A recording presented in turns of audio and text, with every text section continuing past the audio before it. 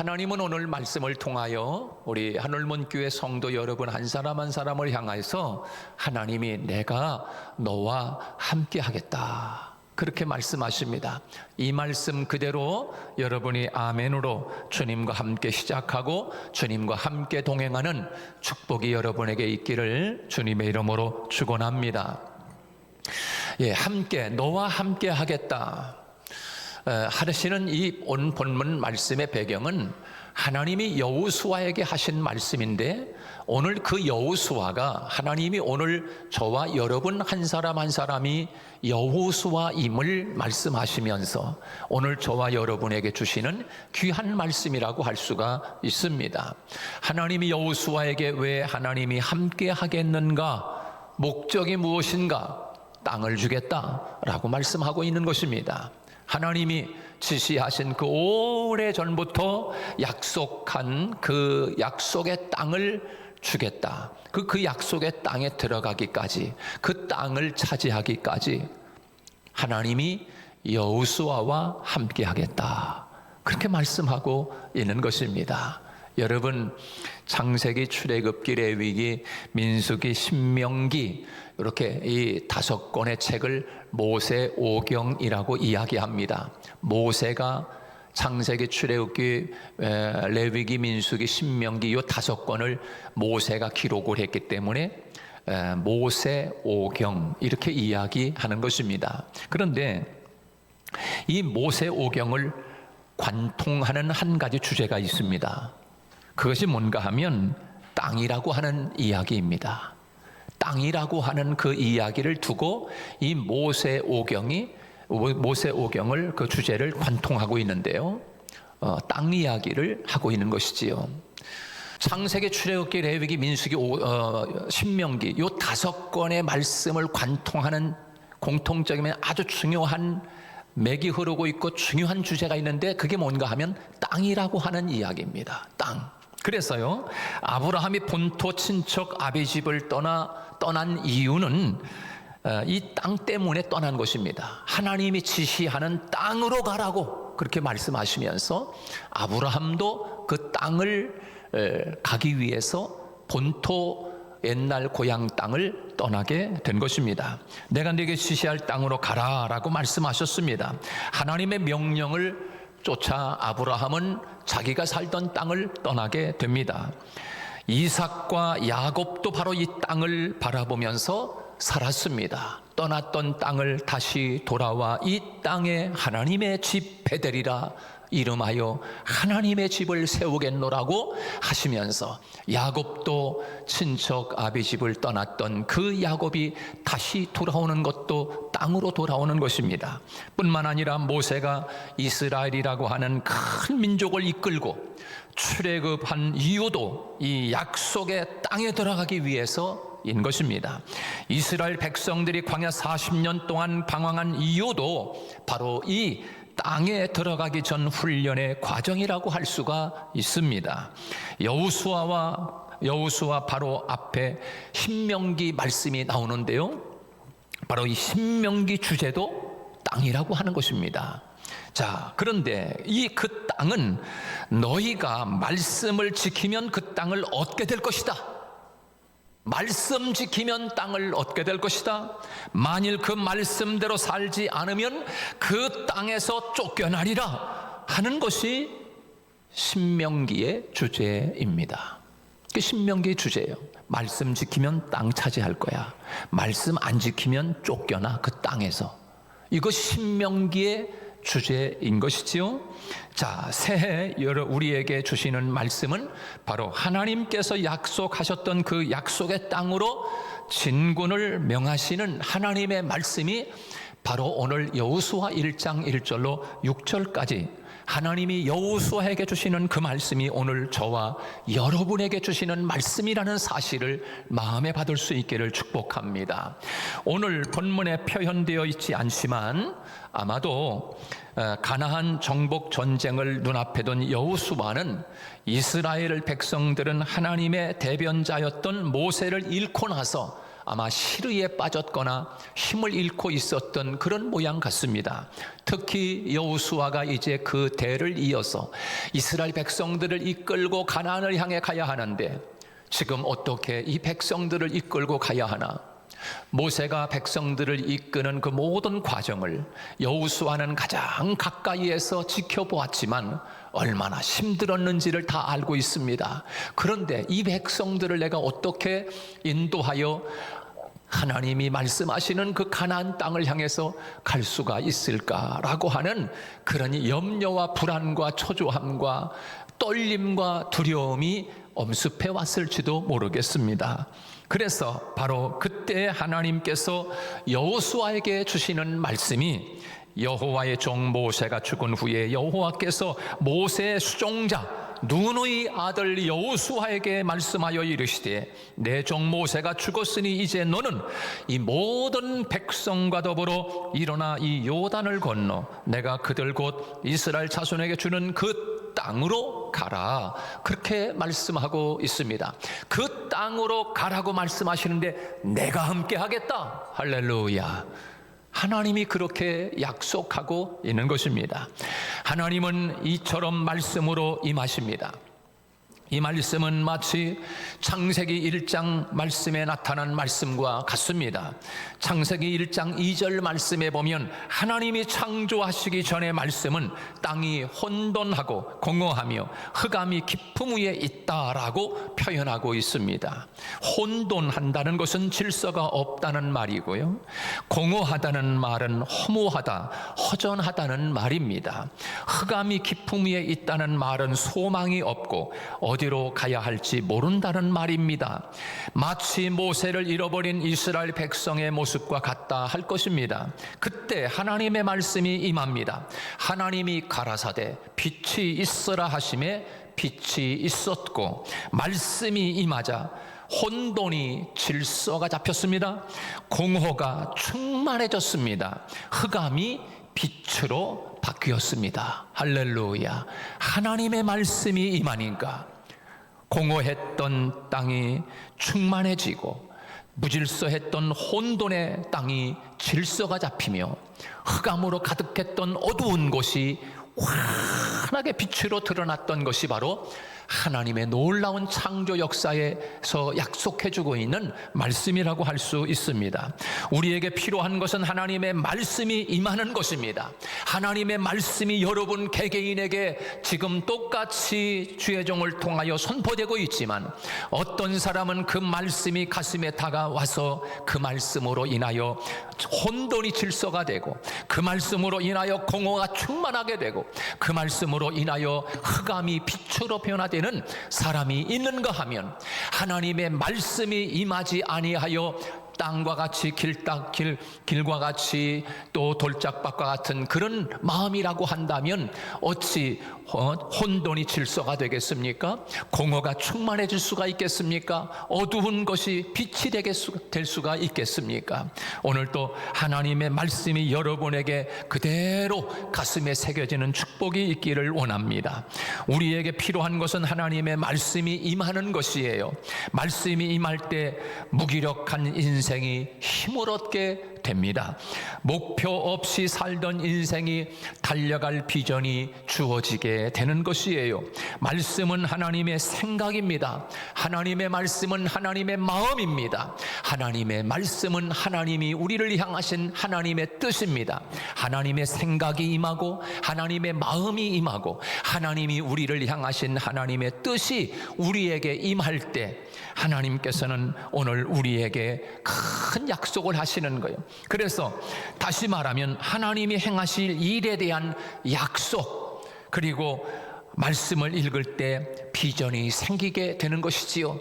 바로 하나님의 말씀이 여러분에게 임하여 큰 하나님의 약속을 붙잡는 축복이 있기를 원합니다. 하나님의 말씀이 여러분이 볼 때 비전이 생기고 능력이 생기고 힘이 생기는 것이에요.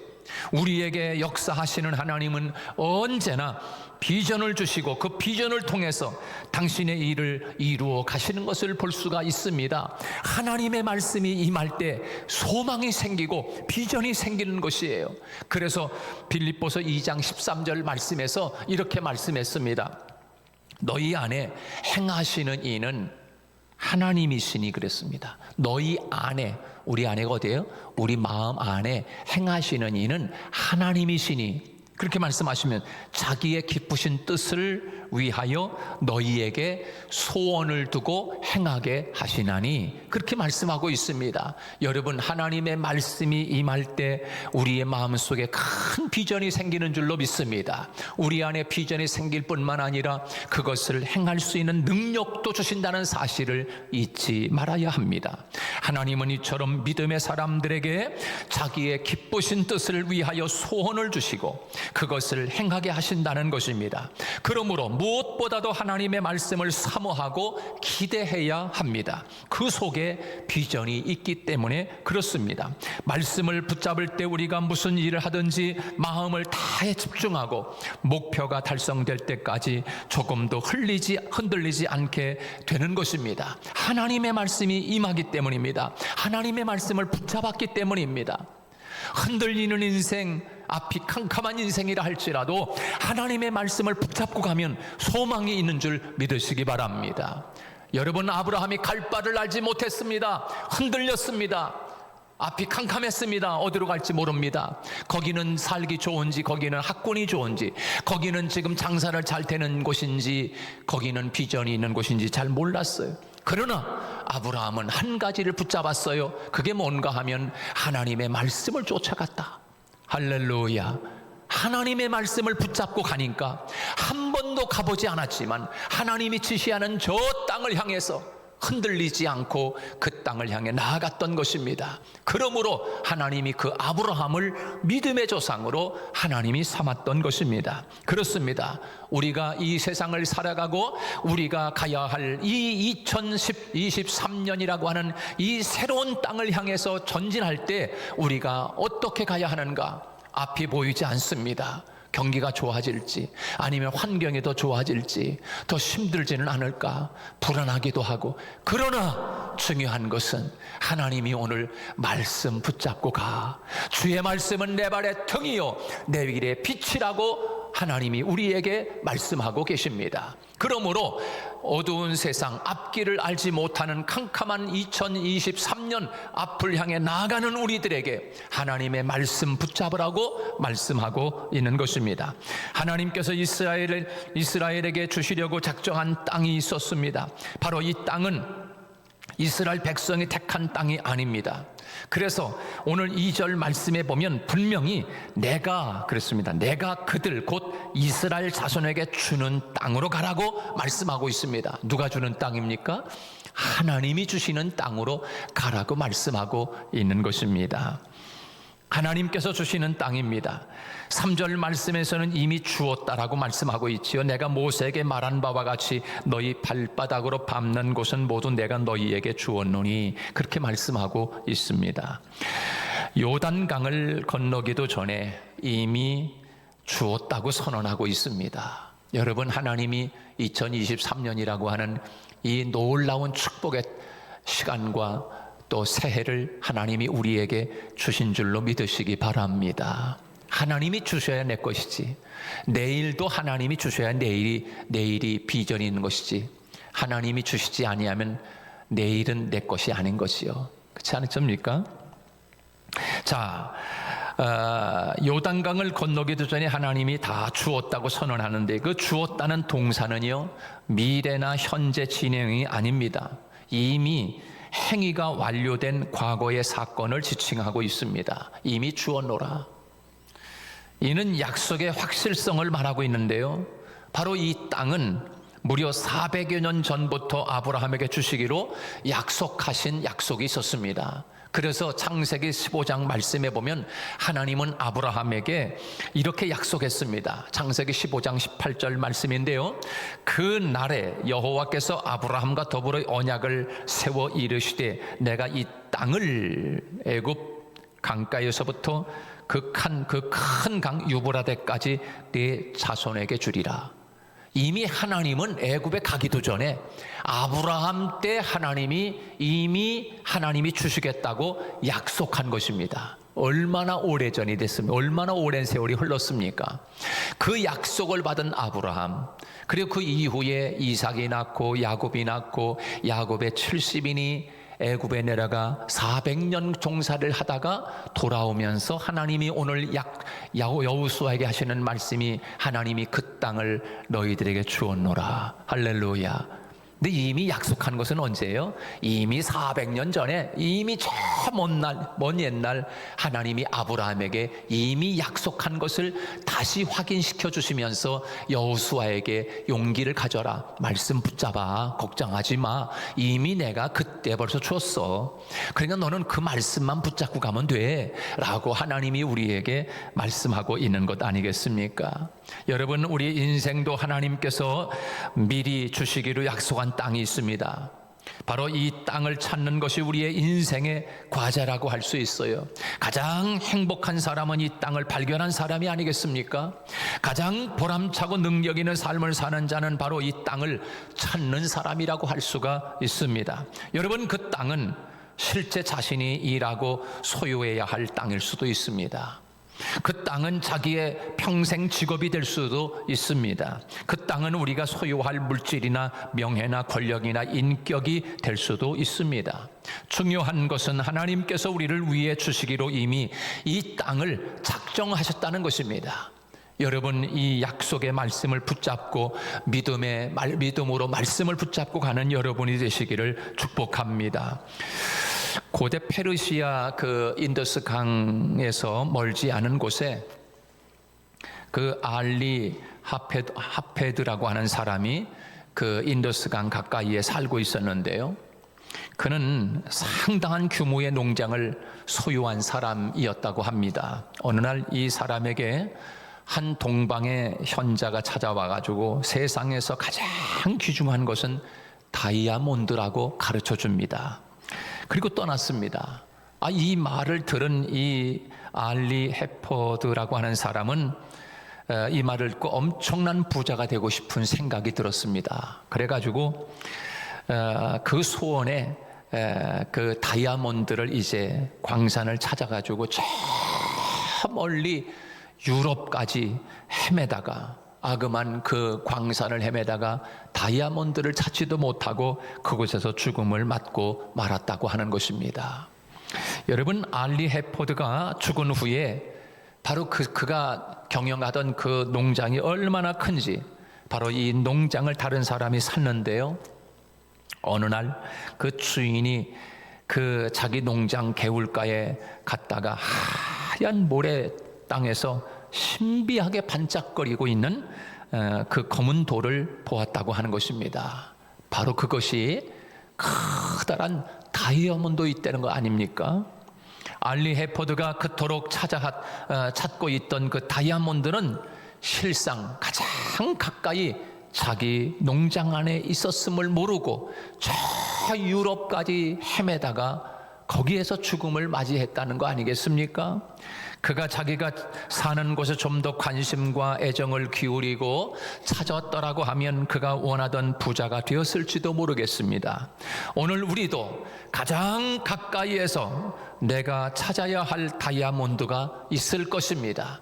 여러분, 하나님께서 오늘 저와 여러분에게 그렇게 하나님이 숨겨둔 다이아몬드를 찾아내는 사명감을 찾는 저와 여러분이 되시기를 주님의 이름으로 축복합니다. 하나님은 우리에게 생각이 많은 자에게 그 땅을 주시겠다고 약속하지 않습니다. 생각이 많은 사람에게는 그 약속을 주지 않아요. 자기 발바닥으로 밟는 자에게 주겠다고 약속하셨습니다.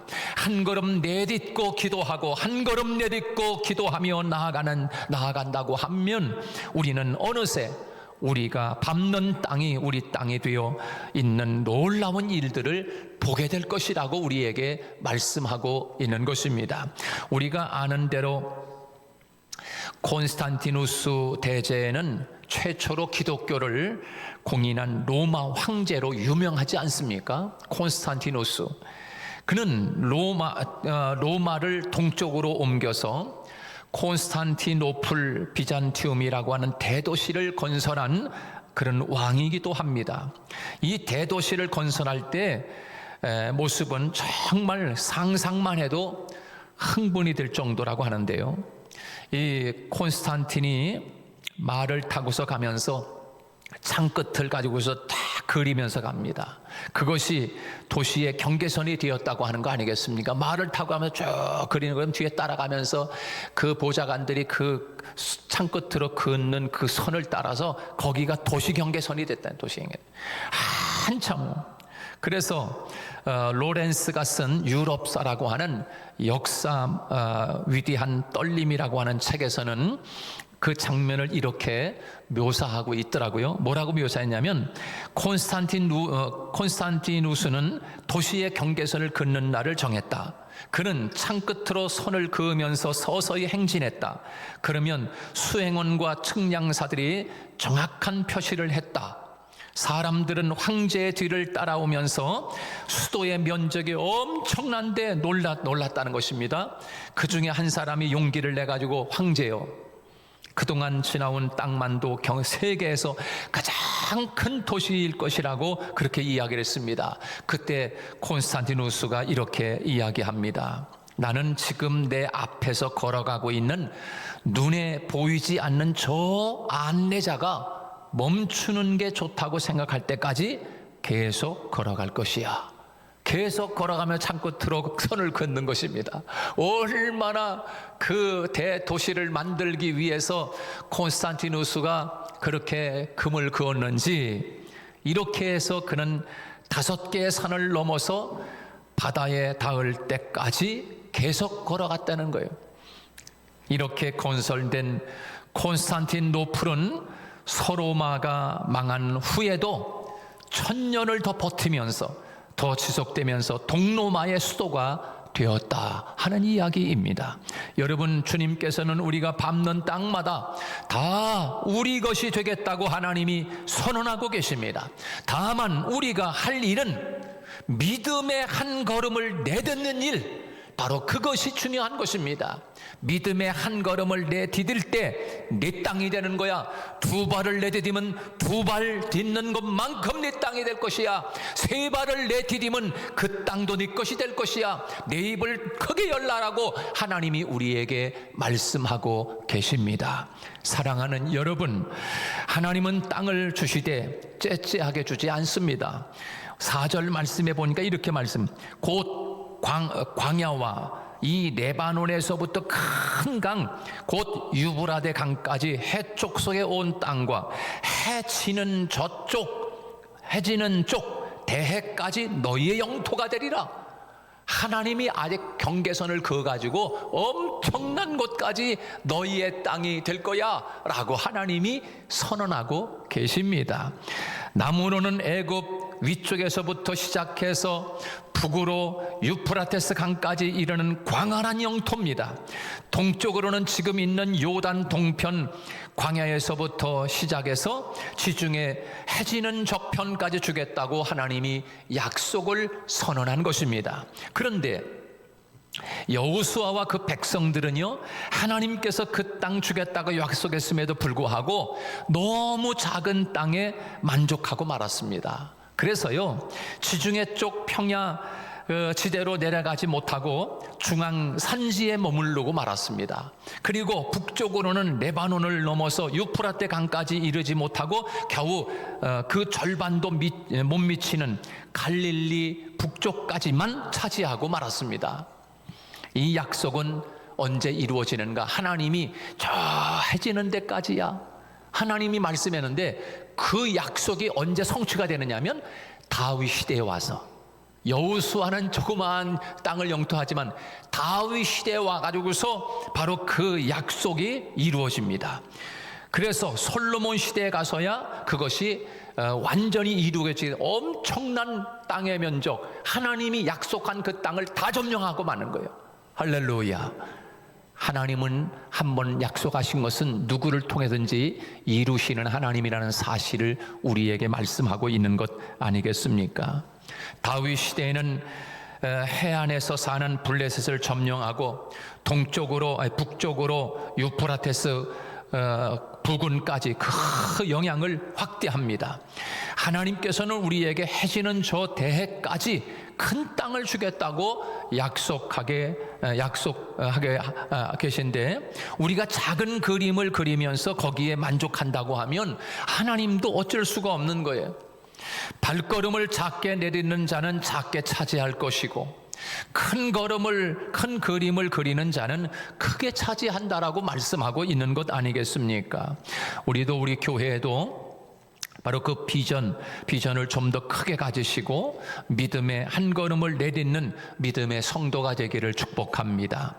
하나님은 우리 인생으로 하여금 자꾸 경계선을 넘어 땅 끝을 향해서 나아가게 만드시는 것입니다. 이 성령의 음성을 외면하지 마시고, 시편 기자는 이 편에서 이렇게 선언하고 있습니다. 내가 열방을 유업으로 줄인 네 소유가 땅 끝까지 이르리라, 그렇게 말씀하고 있습니다. 우리가 하나님께 청구한 만큼 우리 것이 되는 것이에요. 작게 청구하면 작게 주실 것입니다. 크게 청구하면 크게 주실 것입니다. 하나님으로부터 큰 복을 받기를 원한다면 우리 소원이 더 크고 간절해야 할 것입니다. 우리 성도들에게 하나님이 약속하시는 이 말씀, 여호수아에게 주시는 이 말씀, 내가 그 땅을 주리라 하면서 그래 그 땅을 향해 가라고 뒤에서 모는 하나님이 아니시라, 하나님이 내가 너와 함께 갈게 라고 하나님이 약속하고 계십니다.